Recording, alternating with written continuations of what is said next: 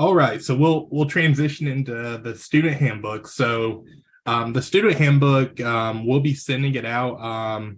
It should be most of the time your courses will have it listed under the content for on their D2L page, but it's also found on the ETSU DNP website. So if you have any questions, you're like, hey, where's the handbook at? Just a quick search on ETSU can easily pull up the most updated version of it. So this is the most updated version for 2023, 2024. If you ever have questions about, how do I go about doing something, or is there a policy that I should be following in relation to, some DNP project or something like that, the DNP handbook's a really good first place to start in getting those answers.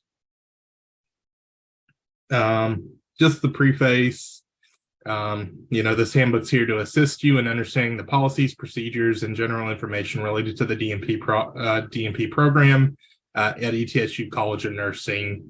Like I said, we try to update it on a yearly basis. There shouldn't be any major changes on a year-to-year basis. Oh, Anita posted in the chat the link to the handbook as well. Just a letter from the dean, so feel free if you guys want to read that. Then you got the table of contents. So the first part's just our history or vision, mission, values, goals, philosophy, and outcomes. Second part goes into progression, readmission, and graduation policies. Section 3 is regulation on student conduct.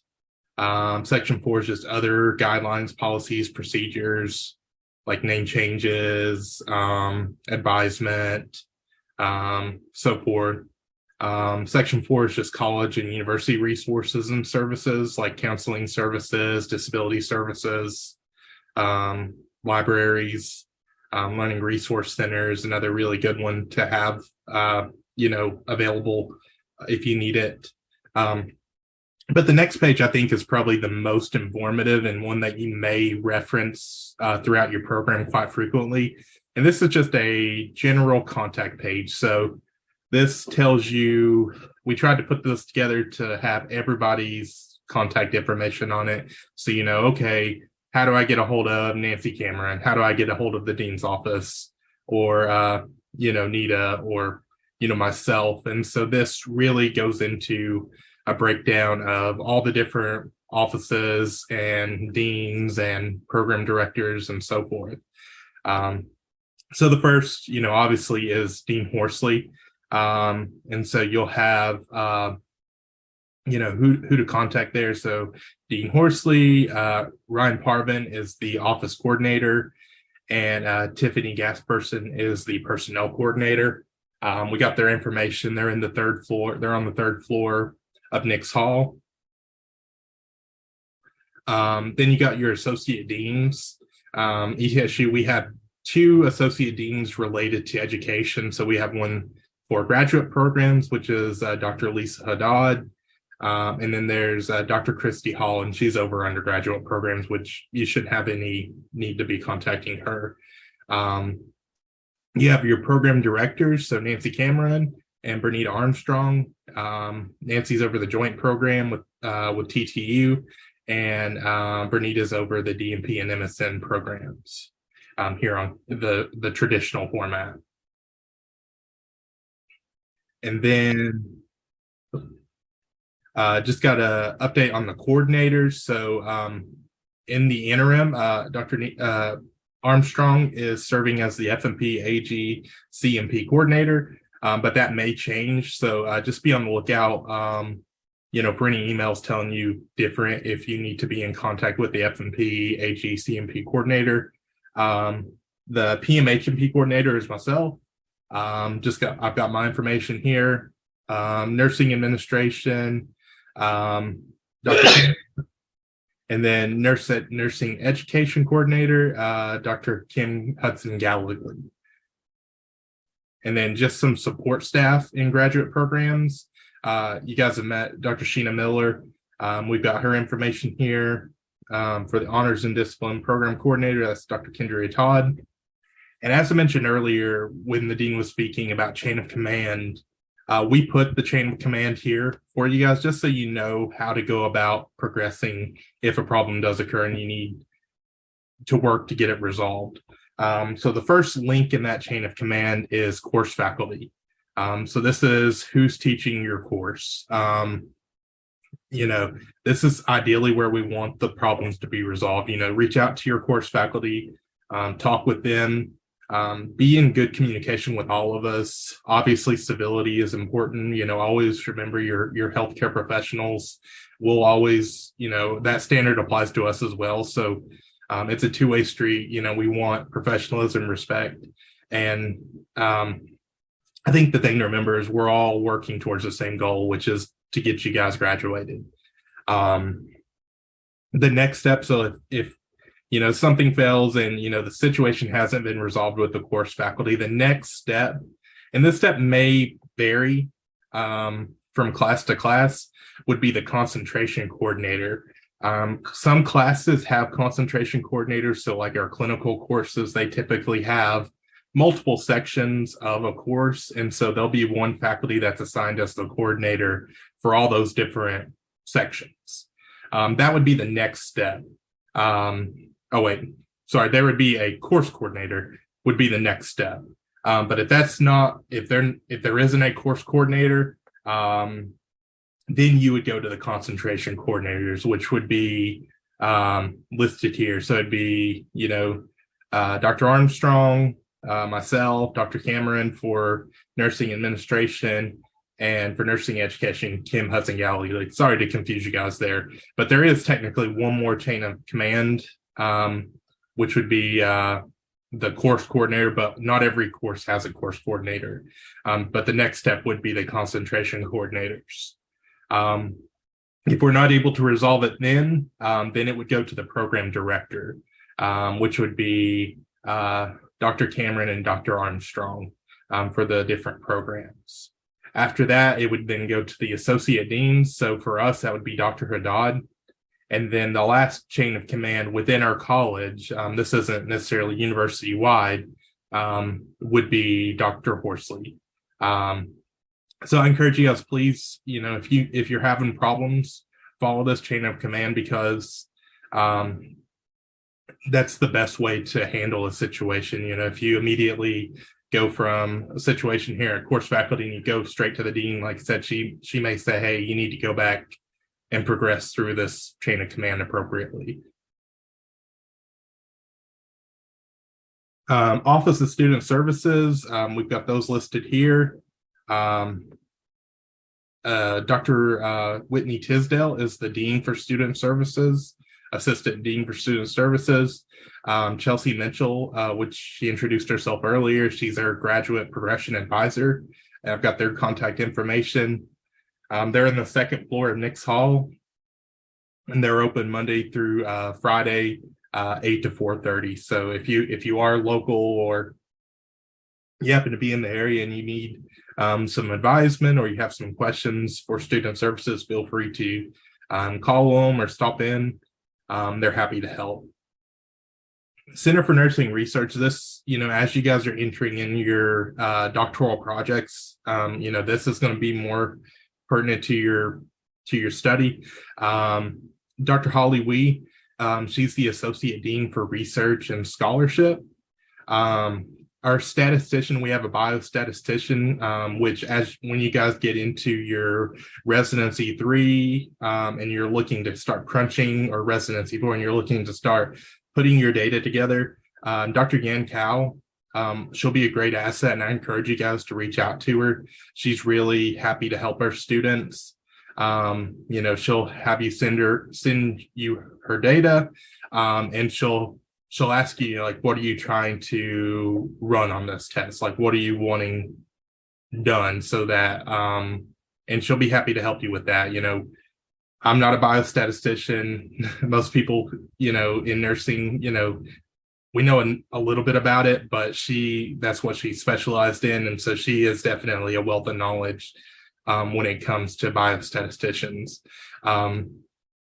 if you are were to be looking at like grants, maybe you were looking, hey, I'd like to write for a small grant. Dr. Mary James, she's a wealth of knowledge when it comes to working with these different agencies that offer grants. She can read the notice of funding opportunities for these grants and be able to give you some advisement on how to write a strong grant application. So if you are looking towards that pathway with your project, definitely consider reaching out to her. In our clinics, so if you were to be looking at doing a project within one of ETSU Health's College of Nursing clinics, our Office of Practice, we have their contact information as well. Dr. Roz Robinson, she's the Associate Dean for Practice and Community Partnership. She's also the Chief Nursing Officer for ETSU Health. So definitely be in contact with her if you're interested in maybe using our clinical sites as a potential site for your project. If you were to be doing any clinical hours in our site, Amy Bird's going to be one that you'll be in contact with to make sure you have all your health requirements in, that your background checks and stuff like that is done. If you needed some credentialing done, Susan Randolph is the one that's responsible for making sure you're credentialed. Janice Jones deals with the billing, and she also manages the HR. I think we got a typo here we need to fix. EHR, not her manager. And Whitney Carrier is the quality compliance coordinator. Learning resources, so the Learning Resource Center, or the computer lab, it's on room 346 on the 3rd floor. Feel free to reach out to them if you need any assistance with that. We also have sim labs, we have skills labs that are available here on campus. Just anybody have any questions? Okay.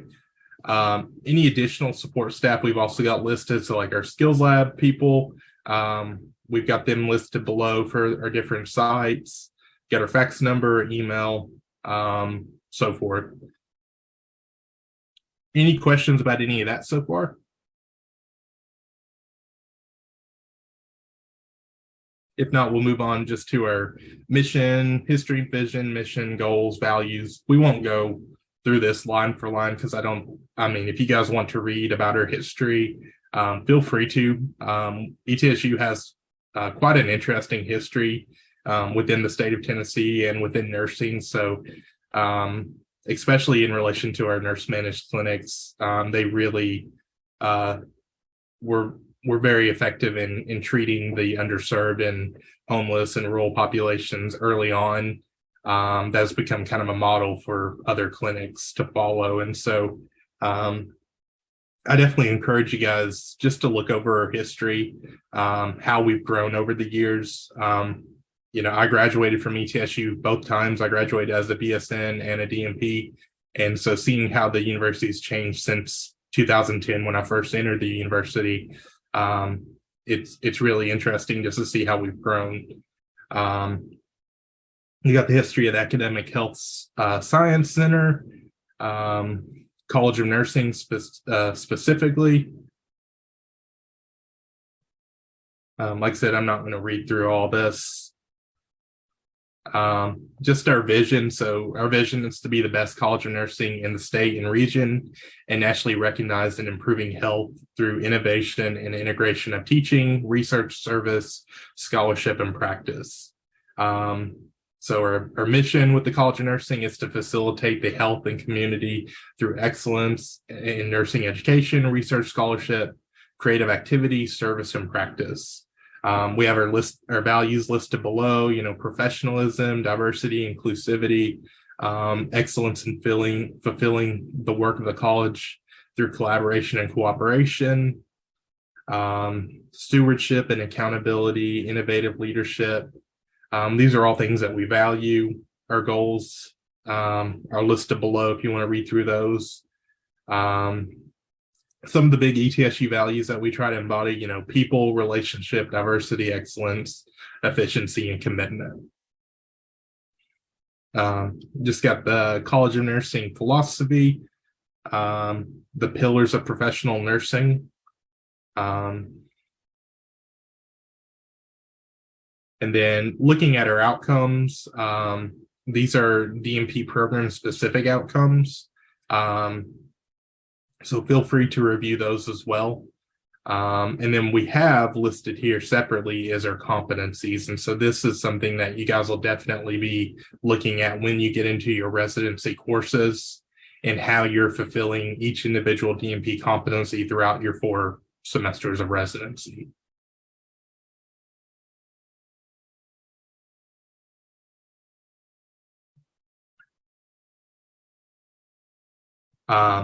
This just looks at the DNP programs of study. So students who are pursuing the same concentration in DNP programs as was completed in the MSN degree program or nationally certified in the same concentration will follow the program plans below, which we've got listed in our appendix. There are a few electives that are optional. Some suggested courses that you may consider taking as an elective within our college, 6400s, improving mental health outcomes in primary care. If you haven't taken that course as your primary, like during your MSN, you may consider using this as an elective course.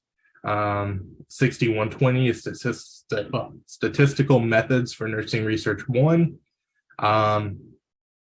And you also have the freedom to take courses outside of our college. You're not limited to just nursing courses for your electives. You can take any 5,000 or above level course within any college as long as it's related to your concentration and it's approved by the concentration coordinator / faculty advisor. So work with your concentration coordinator if let's say you want to take something in like the College of Social Work or psychology. One will determine if it's something relevant to your concentration. The other thing that we'll try to give you guys advisement on is with these electives is not taking courses that may have a negative impact on your nursing courses. An example would be like in summer semester, you have the option of taking really, really concentrated half summer courses. But if you're in residency 4 and you are, slammed with nursing work, we don't want you taking one of these abbreviated courses where you have, 10-page papers due every week or, similar course loads. We try to steer you guys in that direct, away from pitfalls where you may run into that issue. So just work with your concentration coordinator to pick the best elective that's going to be beneficial to your education, but also fit in well with the College of Nursing plans of study. Interprofessional education. So we do require an interprofessional education piece as part of your DNP plans of study. So students in the ETSU College of Nursing program, advanced clinical practice, family nurse practitioner, adult, psychiatric, or executive leadership are required to complete 2 semesters of interprofessional practicum education. This is available through ETSU's online courses. They are 0 credit hour courses, and we do have them built into the plans of study. This is something that it's something we started a few semesters ago. They're really useful courses. They bring together disciplines from all over the college, health sciences, and they're, I've been able to teach 2 semesters of them, and it's been really effective, in providing that interprofessional piece. But we will look at those at the end when we get into the appendix of where these courses fall into your plans of study. So just looking at the admission, progression, and retention policies.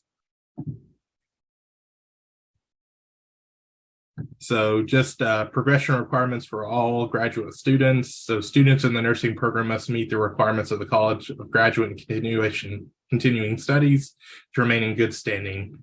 So this would be an overall grade point average of 3.0 or better must be maintained. In addition, a nursing student must achieve a B or better in every graduate nursing course. DNP students may repeat a course in which a grade of less than B was received once.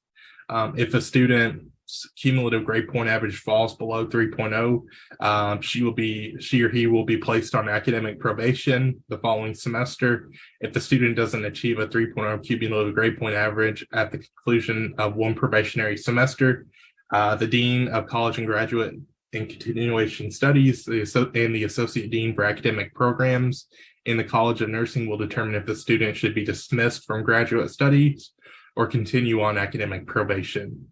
No student will be allowed more than 2 probationary semesters, whether consecutive or cumulative. At the end of the secondary probationary semester, a student whose cumulative grade point average is still below 3.0 would be dismissed from the graduate studies.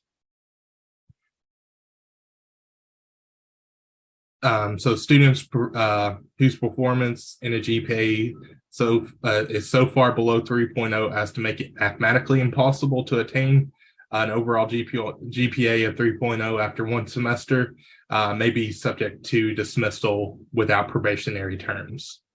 And then an incomplete grade indicates that a student was passing the course at the end of the semester, but due to circumstances beyond the student's control was unable to complete a course, complete the coursework, and received an incomplete for that semester. The incomplete grade can be used to allow a student to do additional work to raise a deficient grade or repeat a course. Cannot be used let me start over. An incomplete grade cannot be used to allow a student to do additional work to raise a deficient grade or to repeat a course. So you have to be passing the course in order to be able to receive an incomplete for a class. This would be students who are passing the class, but maybe they were deficient on hours or something like that. They can receive an incomplete until they get those hours in, and then that incomplete can be upgraded to whatever grade they earn for the course. The time extension request can vary, but you have up to a year if worked out with the Dean of College, Graduate, and Continuing Studies before the time. But typically the year is the max you can have in finishing the work. After that time, that incomplete would be converted to an F.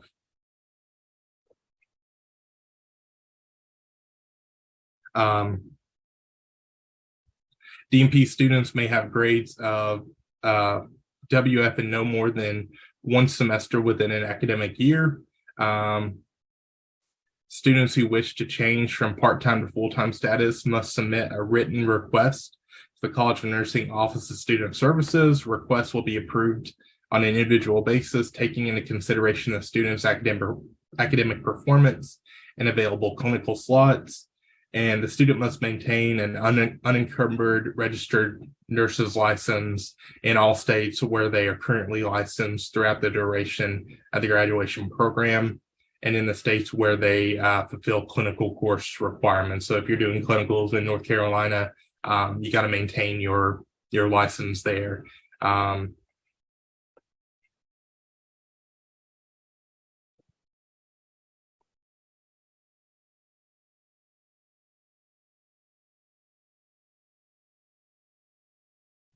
This is in relation to transfer. So you can transfer a maximum of 9 semester hours of graduate credit earned from ETSU or other regionally accredited U.S. or approved institutions if grades of B or better were received for those. So you can't transfer a C. You know, if you got, let's say you took advanced patho at another college but got a C, you wouldn't be able to transfer. But if you got a B or better, you could transfer that over for credit in our DNP program. This just goes over the the process of transferring.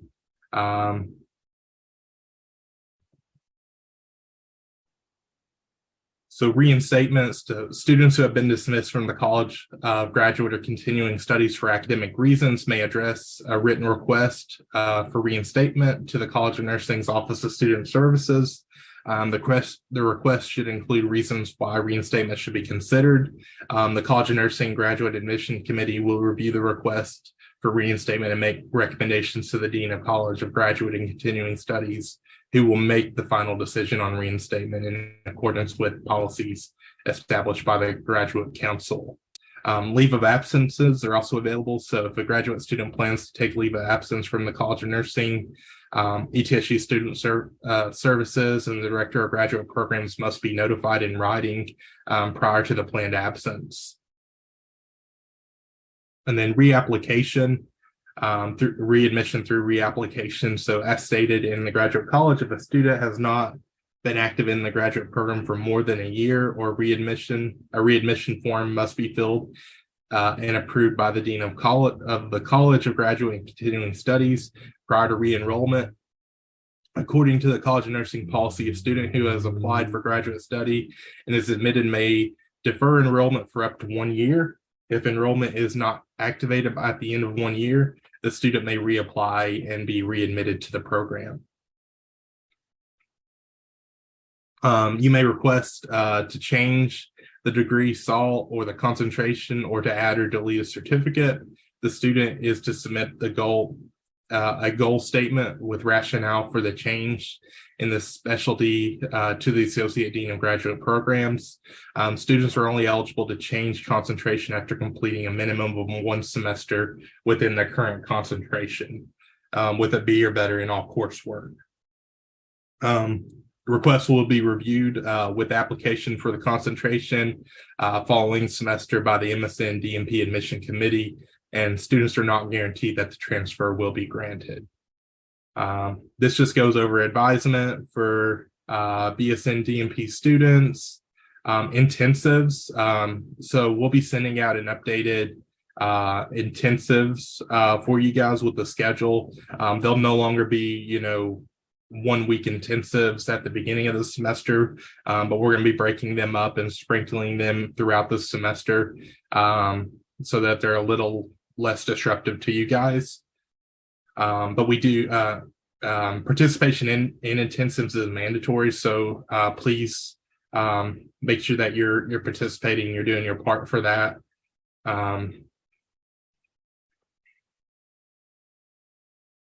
This just goes over the DNP project for DNP students, and it gives you guys some ideas on what you guys can look at, just some overarching ideas, implementation of innovations based on research evidence, improvement processes, program development and evaluation, quality improvement projects. These are all, good examples. So if you really have questions about, I don't really know what I want to do, this kind of helps get you started, because you can think about, okay, maybe I want to do something related to improvement processes. Okay, what process can be improved, and where can I do that at?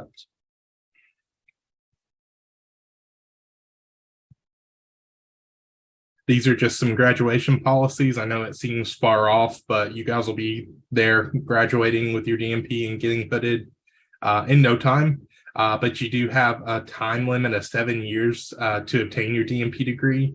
So definitely, if you guys are taking some time off or maybe working at a part-time pace, just make sure that you get your coursework in before that 7-year time period expires.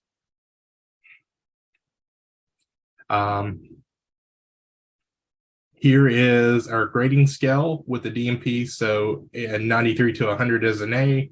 A B is 84 to 92. So you definitely want to score at least an 84 or higher in our courses, because anything that falls below an 84, so 75 to 83 is a C, which isn't acceptable. You'd have to retake that course, and then below 75 is an F. Here's the PhD grading scale, which if you guys are all DNP, it doesn't matter to you guys. This is just students with military orders.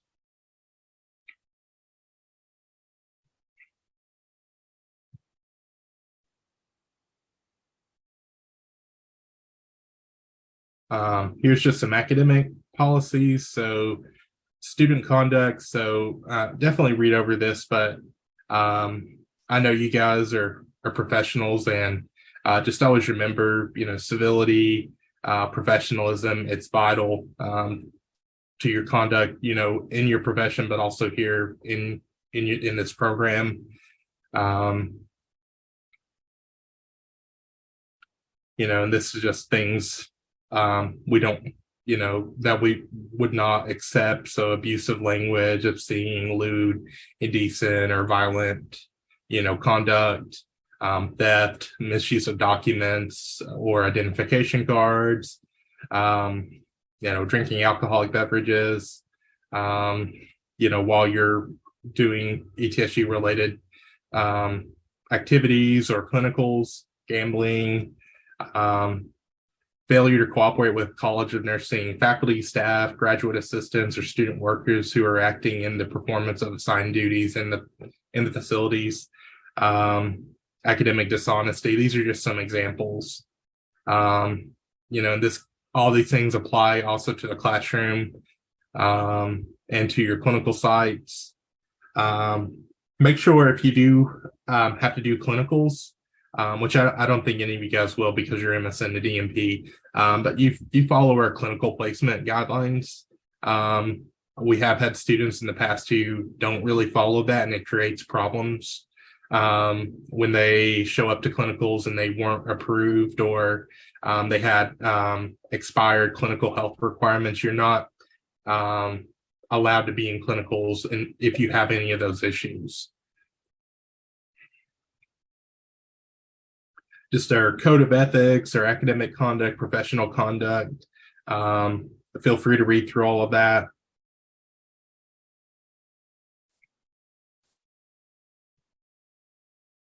Just be respectful, be civil to one another. We're allowed to disagree, but we do need to be respectful to each other in our disagreements. We need to see each other as, individuals, humans, and just be kind to one another.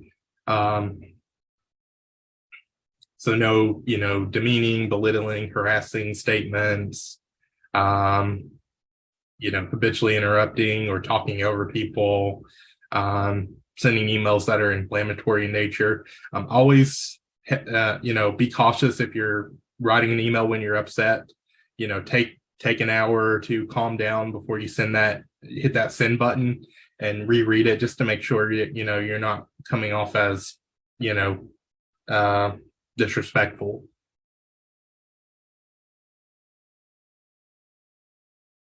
Just our honor code and our honor pledge, identification badges, lanyards. If you are in one of our College of Nursing clinics, you would have to get an ETSU name badge, and you'd have to wear it while you were in there. Just follow any facility. If you're at a different facility outside of ETSU, just make sure you're following their policy as well in relation to identification.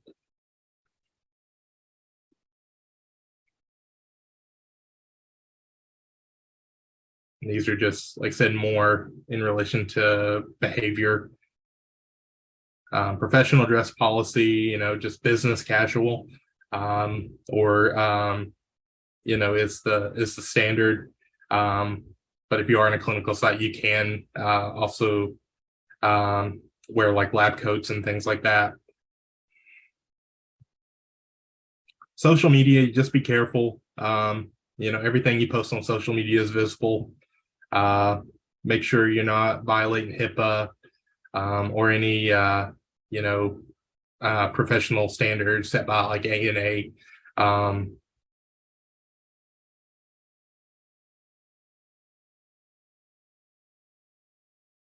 These are just kind of what the standards are for our College of Nursing students. Substance abuse policy.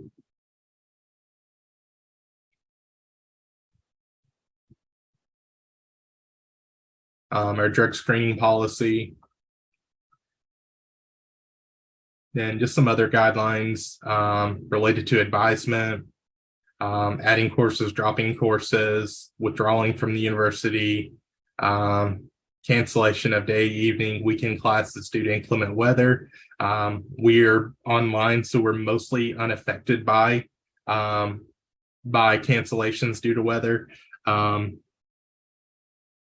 But if you were, in a clinical side or something, always use good judgment, never risk your life. I want you to get your DNP, but I don't want you to risk dying over it.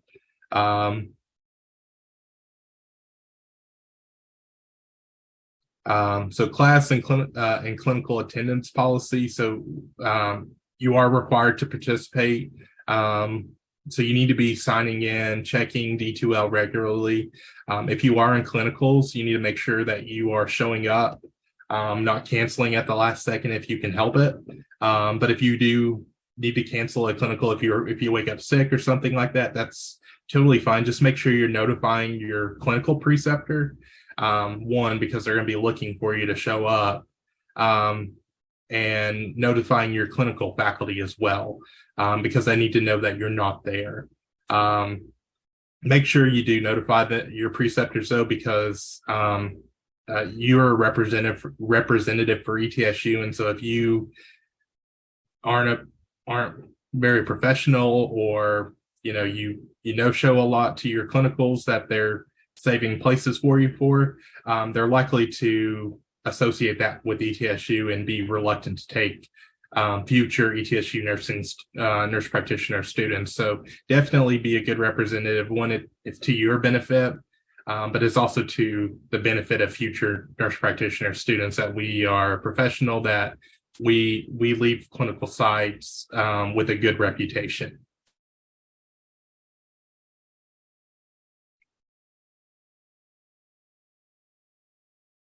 This is just related to employment. We know you guys work jobs, and so just feel free to read over that. Hazardous chemicals, right to know laws. Feel free to read over that.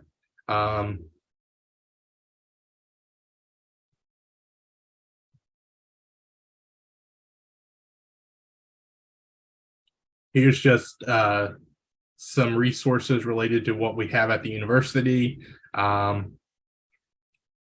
related to counseling center, disability services. If you need to utilize any of these services, I encourage you guys to. And this gives you resources about how to contact them. Faculty practice network.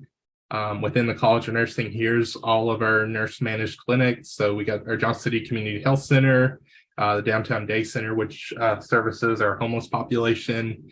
We have 2 clinics in Hancock County, which are rural-based, school-based clinics. A clinic in Johnson County and Mountain City. It's an extended hours clinic, and then we have our University Health Clinic, which is on campus. Financial aid and scholarships,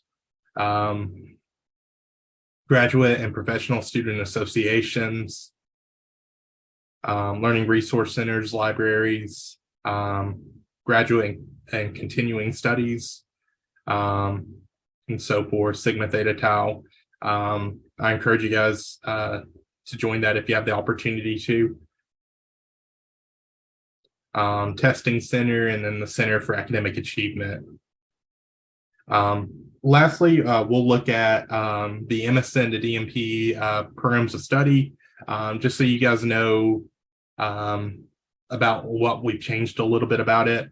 The only major change that we've really made is in relation to when you do your interprofessional experience semesters.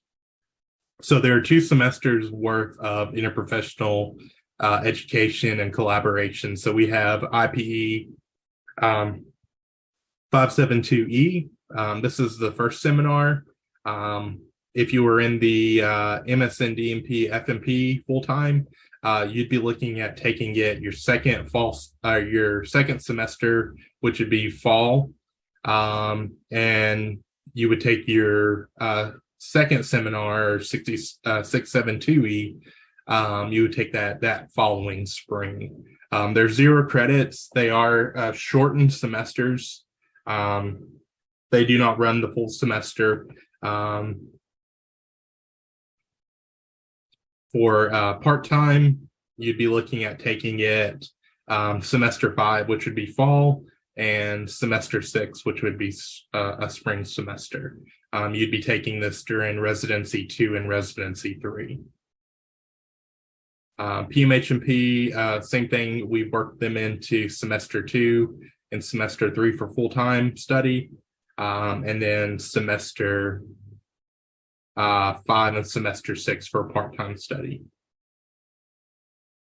And I believe that follows with all of the concentrations. Well, I know we have some executive leadership, so let's pull them up to see. Here we are. So the same thing you'll be doing if you're full-time in nursing and healthcare leadership. It'll be semester 2 and semester 3. And for part-time, it would be semester 5 and semester 6. So you'd be taking residency 2 and residency 3. You would take that as well. And everything else is BSN to DNP. So Nancy or Nita, is there anything you would like to add in relation to the handbook? Are they on? Oh, Nita is.